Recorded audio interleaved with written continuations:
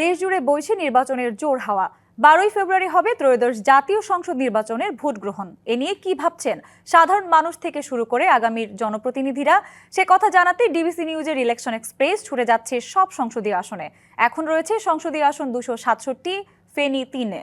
CSRM DBC election express আজ আছি ফেনী জেলায়। এই মুহূর্তে আমাদের সাথে যুক্ত আছেন ফেনী 3 আসনের সাধারণ জনগণ। আমরা তাদের সাথে কথা বলবো, তারা আসলে কি প্রত্যাশা করে নির্বাচন। আপনি তো এই এলাকার একজন সম্মানিত ভোটার, প্রবীণ মানুষ, কি চান আসলে প্রার্থীদের কাছে? আমাদের ছাওয়ার তো অনেক কিছু আছে, কিন্তু গত 17 বছরে কার কাছে চামো কে দিবে ওরকম কোনো লোক দেখি নাই। নির্বাচন তো হয় নাই, ভোট দিতে পারি নাই।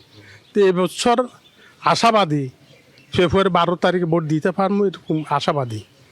তো আশাবাদী যে আমরা চাই এলাকার রোড, ব্রিজ, গরিব সাধারণ অসহায় মানুষের খোঁজখবর নেওয়া, সরকারি প্রান্ত বলতে কিছু এদেরকে দেওয়া, সুস্থ নির্বাচন আমরা চাই। এলাকাত কোনো জটঝামেলা অতীত হয় নাই। 17 বছর তো বোর্ডে হয় নাই, কি জামেলা হইবে। এখন আমি কিছুক্ষণ আগে খবর পাইছি জমাতের কোন নেতা বলছে এই কেন্দ্রটা ঝুঁকিপূর্ণ।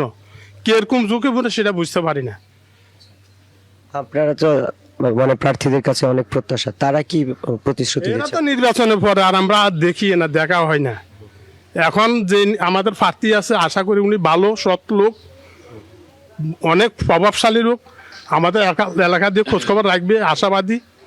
আব্দুল আওয়াল মিন্টু সাহেব আমাদের ফেনী আসলে। অসংখ্য ধন্যবাদ। আমরা আরেকজনের সাথে একটু কথা বলতে চাই। আপনার এলাকার আসলে কি কি সমস্যা আছে এখন?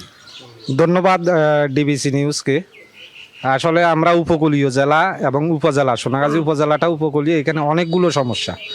এখন এত সমস্যা বলা তো আসলে সম্ভব না। বিশেষ করে আপনারা দেখেছেন গত বছর আপনার উজান থেকে পানি এসে বন্যা, কিন্তু ইতিপূর্বে আমাদের যে বন্যাগুলো সৃষ্টি হয়েছিল সেগুলো সমুদ্র থেকে, ঘূর্ণিঝড় বিভিন্ন থেকে।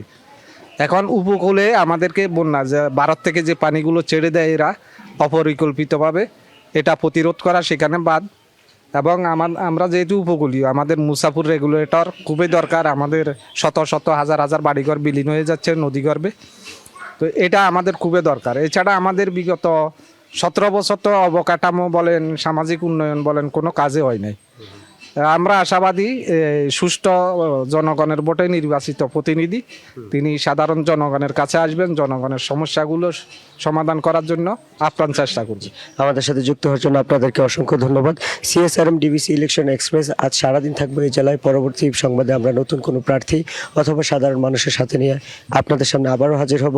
ততক্ষণ আমাদের সাথে থাকুন, ভালো থাকুন।